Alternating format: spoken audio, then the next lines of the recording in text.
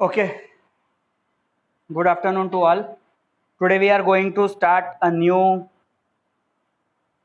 topic, that is angle sum property of triangle. सबको पता है angle sum property of triangle में triangles के तीन एंगल्स का सम कितना होता है? 180 डिग्री। तो अभी आज जो है सबसे पहले हम ये थियरम को ही प्रूफ करेंगे कि the sum of the angles of triangle is 180 degree.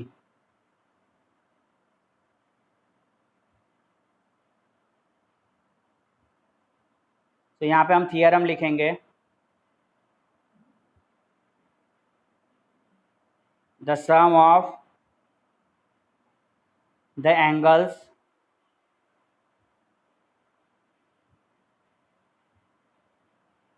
of a triangle is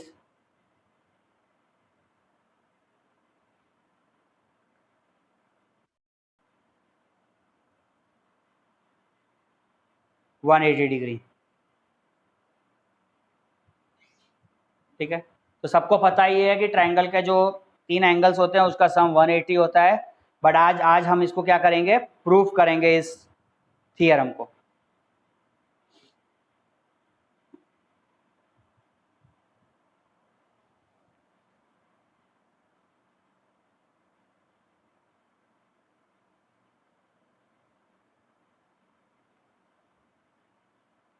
सबसे पहले एक ट्रायंगल ड्रॉ करेंगे।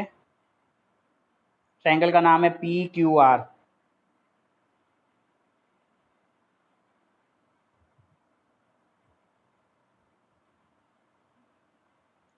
इसको यहाँ पे एंगल 1 नाम दे दो, इसको एंगल 2, यहाँ पे एंगल 3 नाम दे देते हैं। तो कोई भी चीज का थियरम अगर प्रूव करना होता है, जैसे मैंने आपको पहले vertically opposite angles are equal ये वाला थियरम बताया था, तो सबसे पहले हमें क्या लिखना होता है? थियरम को प्रूव करने से पहले कुछ चीजें लिखनी होती है। उसमें क्या क्या चीजें आती है बोलेंगे, क्या क्या आता है? एंगल पढ़ते हैं नहीं तो इसलिए कुछ आता नहीं है। सबसे पहले we have to write the given. यहाँ पे गिवन क्या है? तो यहाँ पे सबसे पहले गिवन क्या है? यहाँ पे गिवन है ट्रायंगल PQR। गिवन क्या है? Triangle PQR।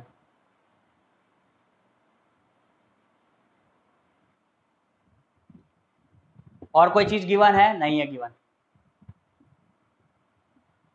ट्रायंगल, अब इसको प्रूव करना है, तो प्रूव क्या करना है? That is called to prove.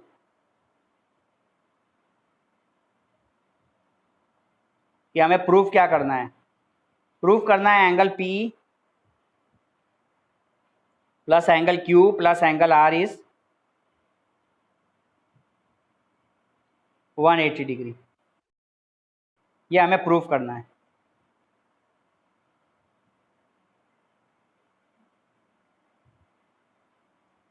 अब ये प्रूफ करने से पहले हमें कुछ यहाँ पे कुछ कंस्ट्रक्ट करेंगे।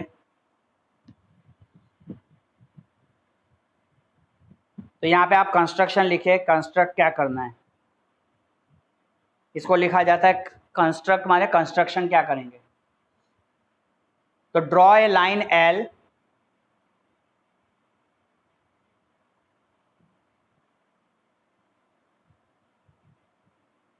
पैरेलल टू, ये लाइन L को हमें किसके पैरेलल ड्रॉ करना है? Parallel to QR। QR के पैरेलल ड्रॉ करना है। आ गई बात समझ में? तो कंस्ट्रक्शन में क्या करना है? एक लाइन L जो है, इस L को QR के पैरेलल ड्रॉ करेंगे। तो कर दो भैया, फिर सबसे पहले आप ड्रॉ करो पैरेलल। तो यहाँ पे एक लाइन हमने ड्रॉ पैरेलल कर दी। इस लाइन का नाम L।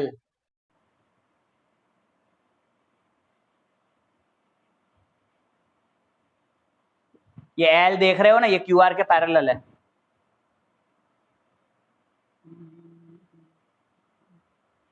अब यहाँ पे कुछ एंगल फॉर्म होगा, इस एंगल का कुछ नाम दे देते हैं, एंगल 4। सिमिलरली यहाँ पे भी कुछ एंगल फॉर्म बनेगा, इसका नाम दे दिया एंगल 5।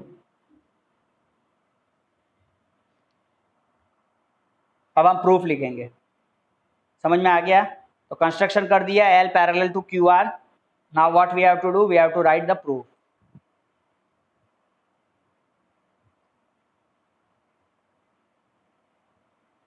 तो प्रूफ में हम क्या लिखेंगे? सबसे पहले L जो है वो हमारे लिए लाइन L। अब लाइन L का कुछ नाम, अगर इसको अच्छे से नाम देना है तो नाम दो। इस पॉइंट को X P और इसको नाम दे देते हैं Y। तो X P Y क्या है? एक लाइन है। क्या है?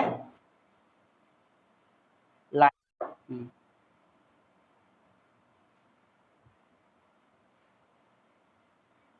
X P Y is a line.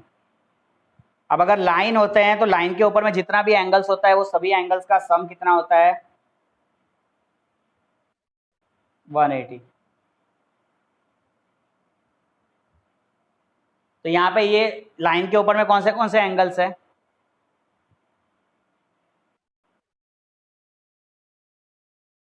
Angle 4, angle 1 and angle 5 है। तो आप यहाँ पे वही चीज लिखेंगे, angle 4 plus angle 1 plus angle 5, इसका जो सम होगा वो कितना होगा? 180, क्योंकि ये लाइन है। अब यहाँ पे आते हैं फिगर को।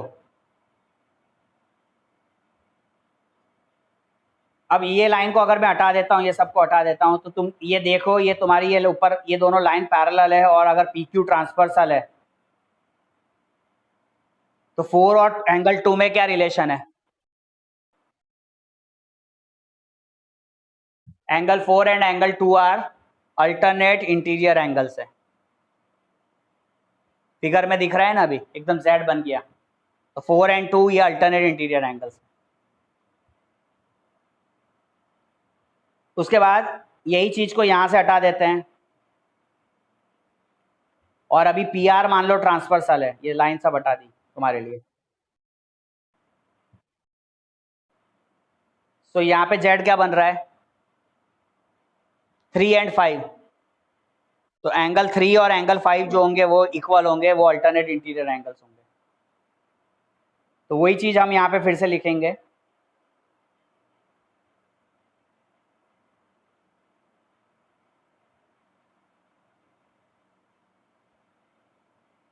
क्या लिखेंगे कि एंगल 4 इक्वल टू एंगल 2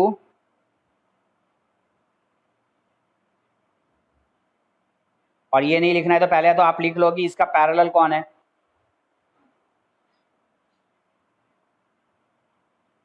तो XY इज पैरेलल टू, नीचे बेस कौन है? QR। XY QR के पैरेलल है, और हमारी ट्रांसवर्सल लाइंस कौन सी है? PQ and PR are transversals.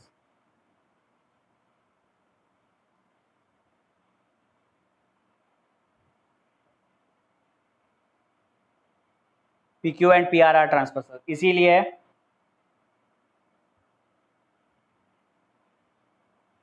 Angle 4 and angle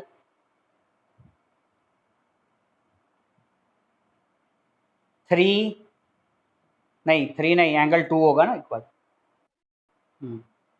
angle 4 और एंगल 2 इक्वल होगा, और दूसरा एंगल होगा एंगल 5 एंड एंगल 3। तो ये क्या है? This are the alternate interior angles. Alternate interior angles, alternate interior angles are equal. अभी शुरू में हमने क्या लिखा था? शुरू में हमने लिखाया था आपको 4 + 1 + 5 इक्वल टू 180। ये सारे एंगल्स लाइन पर है, अब यहाँ पे आप सब्सटीट्यूट कर दोगे, जो 4 है 4 की वैल्यू क्या है,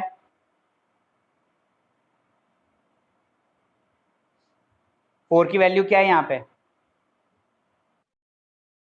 एंगल 2। तो इंस्टेड ऑफ 4 हम यहाँ पे सब्सटीट्यूट करेंगे तो इट बिकम्स 2 प्लस 1 प्लस 5 की वैल्यू क्या है, इक्वल टू 180। अब इसको थोड़ा सा रीअरेंज कर लो तो देखो तुम्हारा जो हमें प्रूफ करना था 1 प्लस 2 प्लस 3 इक्वल टू 180, वो हमारा प्रूफ हो गया ना। तो इसको आप रीअरेंज कर लोगे तो 1 plus 2 plus angle 3 is equal to 180 degree हमारा प्रूफ हो गया। एंड लास्ट में आपको क्या लिखना है इस थियरम में, हैंस प्रूव्ड।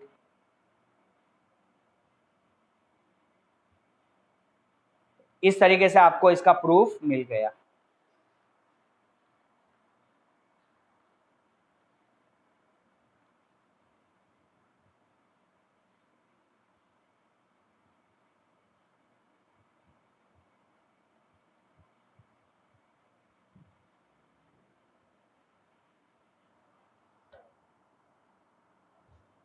हो गया।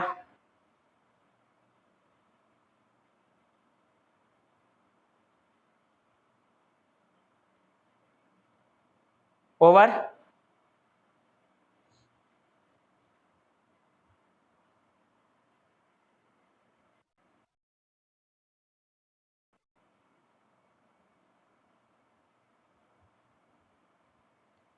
फिर कल एक दूसरा स्टेटमेंट बताया था, एक्सटीरियर एंगल प्रॉपर्टी। क्या बताया था? एक्सटीरियर एंगल प्रॉपर्टी क्या स्टेटमेंट में क्या था, उसमें क्या बताती है कि the exterior angle of a triangle is always equal to,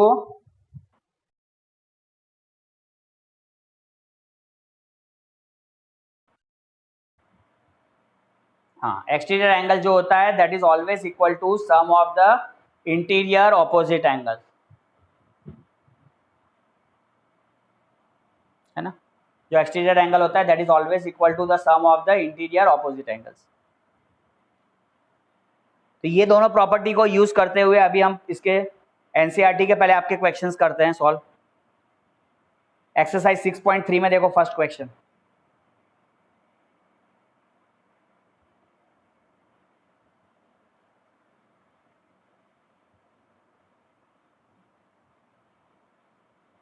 in figure 6.39 sides QP and RQ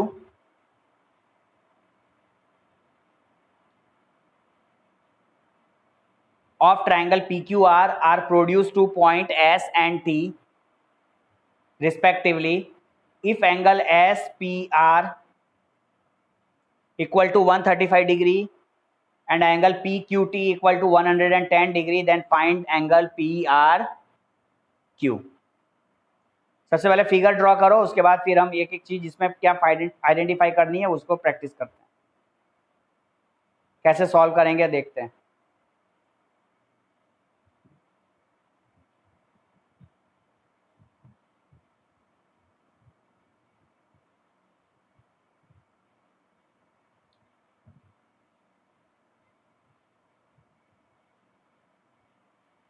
इधर R है, यहाँ पे Q है, ये T है, इधर 110,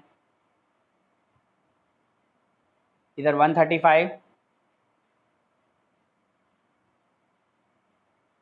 यहाँ इधर S, इधर P।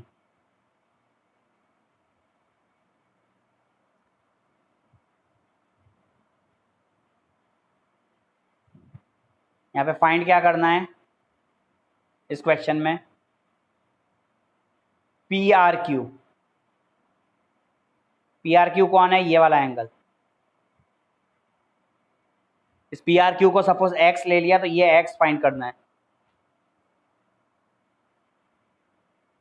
इजी है ना, फाइंड कर सकते हैं ना।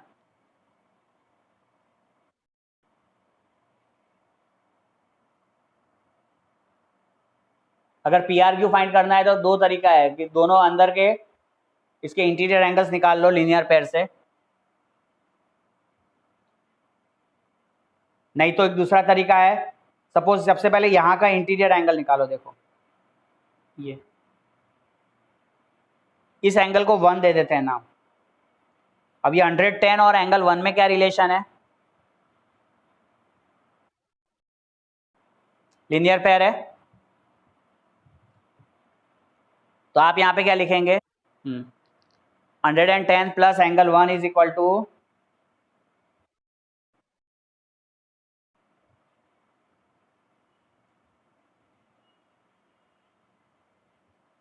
तो यहाँ पे 110 एंगल 1 निकालना है, तो angle 1 is equal to 180 minus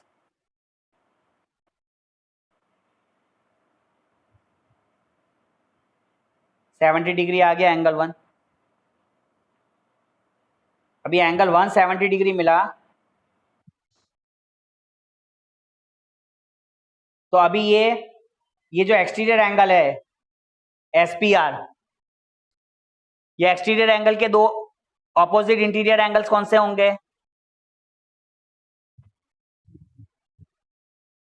x. समझ में आ रहा है ना? तो आपको क्या बताया कि exterior angle is always equal to the interior opposite angles. तो यहाँ पे जो ये एक्सटीरियर एंगल है SPR,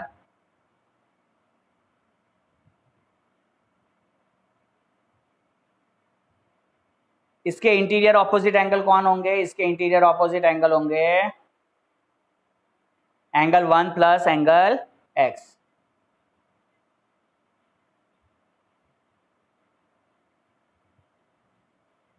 अब SPR की वैल्यू कितनी है?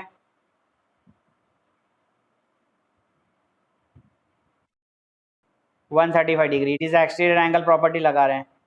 एंगल 1 हमने अभी फाइंड कर ही लिया था। कितना आया था एंगल 1 हमारा? 70 मिला, प्लस x हमें फाइंड करना है। x माने we have to find PRQ, है ना, PRQ की वैल्यू।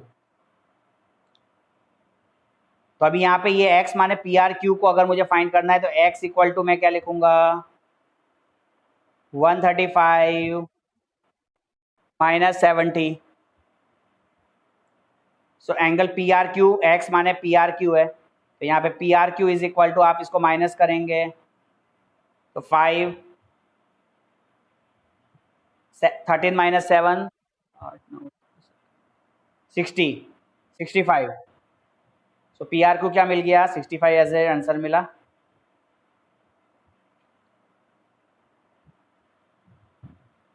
आई बात समझ में?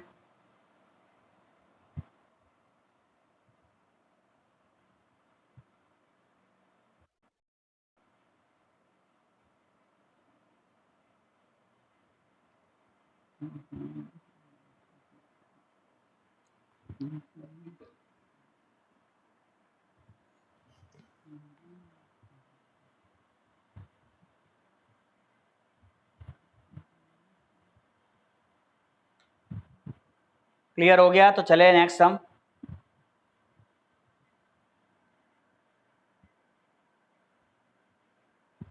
Question number 2।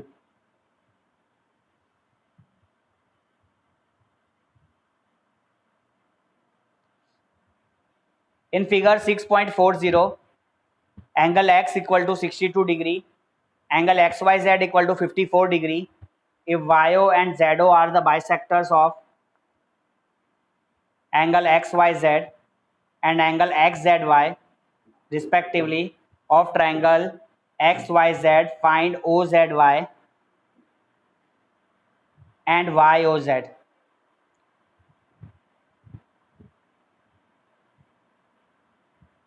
सबसे पहले फिगर ड्रॉ करो, फिर समझते हैं फिगर में से।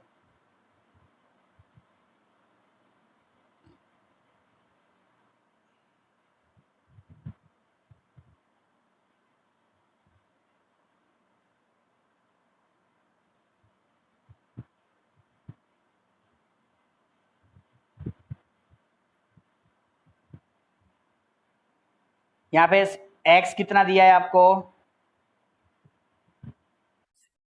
ये 62 डिग्री हो गया। एक्स वाई जेड आपको पूरा टोटल एक्स वाई जेड दिया है 54।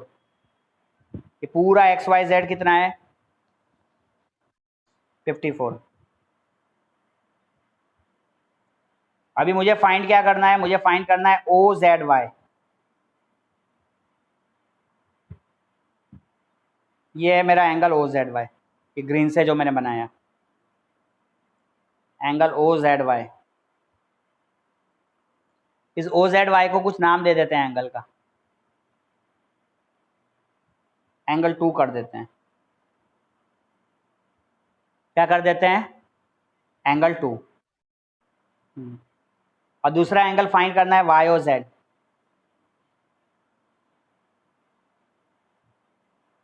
वाई ओ जेड को नाम दे देते हैं एंगल 3।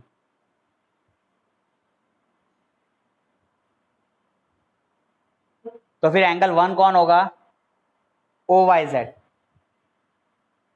इसके अंदर आप देख रहे हैं ना, ये आपका ये एंगल 1 हो जाएगा, O Y Z.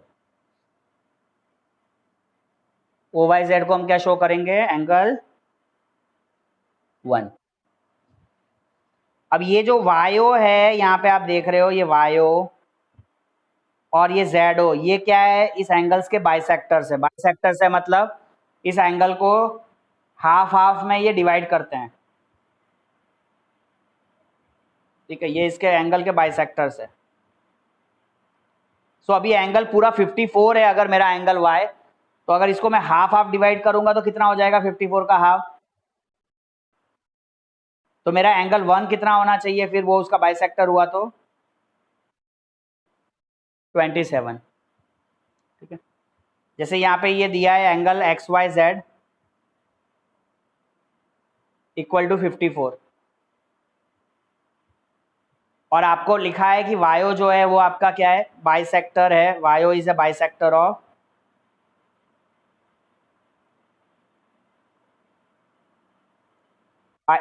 Angle X Y Z. तो जब वायो मेरा बाइसेक्टर है तो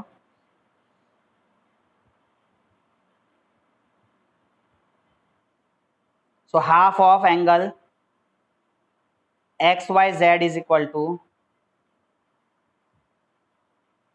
हाफ ऑफ 54,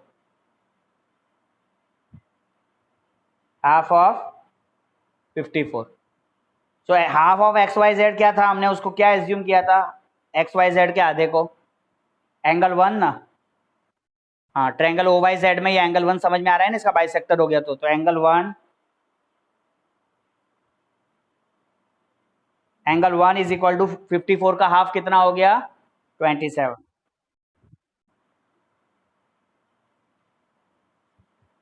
अभी सबसे पहले ये पूरा एंगल निकालो, सबसे पहले जेड पूरा निकालो, जेड की value.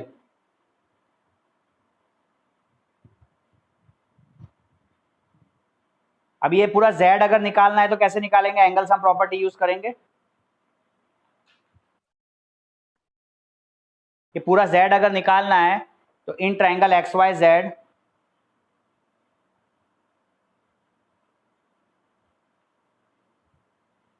Angle X plus angle Y plus angle Z is equal to 180। तो x की वैल्यू क्या है 62 प्लस y की value 54 plus angle z equal to 180। तो 62 प्लस 54 कितना होता है, 116 plus z equal to 180। Angle z is equal to 180 minus 116 कितना हो गया, 64 डिग्री। आ गई बात समझ में इधर तक। अभी एंगल z 64 मिला है, तो एंगल z को अगर अपन बाइसेक्ट कर रहे हैं, अब O Z is a bisector, O Z क्या है इसका, इस एंगल z का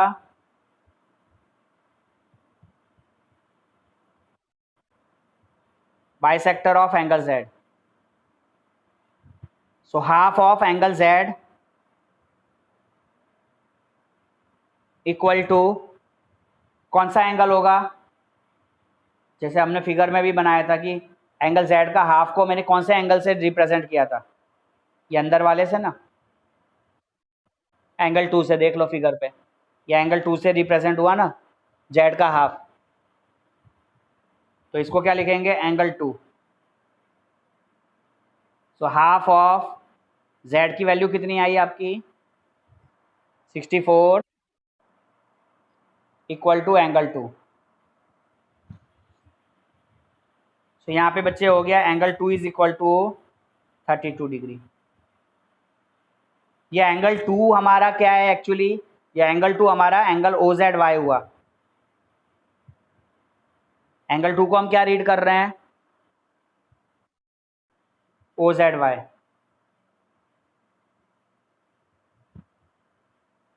सो OZY इज 32 डिग्री। आ गई बात समझ में, OZY की वैल्यू 32। अभी मुझे अगर YOZ निकालना है, YOZ एंगल YOZ, तो ट्रायंगल OYZ ले लो, अंदर का जो छोटा ट्रायंगल है फिगर में देख रहे हो OYZ, इसमें angle 1 plus angle 2 plus angle 3 equal to 180। Angle sum property apply कर दी। अब यहाँ पे 1 कितना है हमारा, 1 वाला एंगल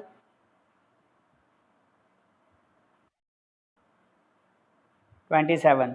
एंगल 2 कितना है 32। एंगल 3 को हम क्या रीड करते हैं, 3 को हम रीड करते हैं YOZ equal to 180।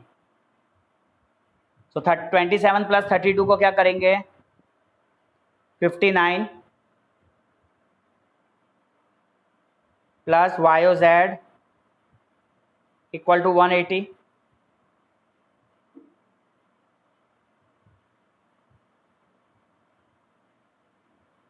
So YOZ is equal to 180 minus 59 degree. 180 को 59 में से माइनस करूंगा तो 10 में से 9 1 हो गया और 121। So YOZ we are getting it as 121 degree.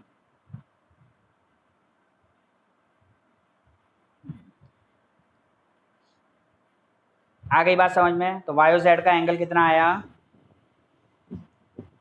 121 degree.